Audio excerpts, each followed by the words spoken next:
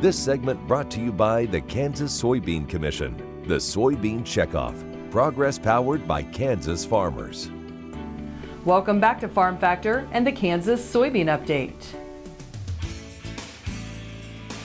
This is the Kansas Soybean Update. It's brought to you by the Kansas Soybean Commission. The Soybean Checkoff, progress powered by Kansas farmers. Ed Beaman, Senior Director of Emerging Markets and Regional Director for Sub-Saharan Africa with the US Soybean Export Council, is joining us. And Ed, one of the things for USSEC that's important is the ability to leverage checkoff dollars and looking at it with the Ag Trade Promotion Funds. We do have the opportunity to have not only USB checkoff dollars available for our marketing efforts around the world, but we have FAS funds as well. We not only have FAS funds, but we now have the ATP funds. So thanks to a USB project that we started about a year and a half ago, we've been able to jump into some of these emerging market spaces that we just otherwise wouldn't have had the funding to be able to do. And then you supplement that with various funding from FAS and the ATP.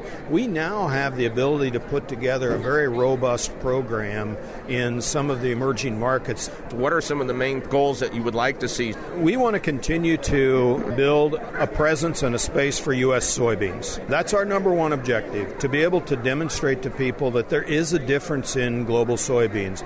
US soybeans have certain qualities and traits that make us stand out from the competition. So a lot of our work around the world is educating people on those value propositions. In the emerging market space, you have to really take that back another step and say, what do we need to do to the entire soy value chain to make sure that it's as efficient as it can possibly be? So one of the programs that we're very excited about is what we call Soy Excellence Centers. We're in the process now of developing the roadmap for a Soy Excellence Center in Nigeria. We have a center in Egypt that is just getting started, and then we'll have one that'll cover Southeast Asia and Asia subcontinent countries, as well as one in the Americas region.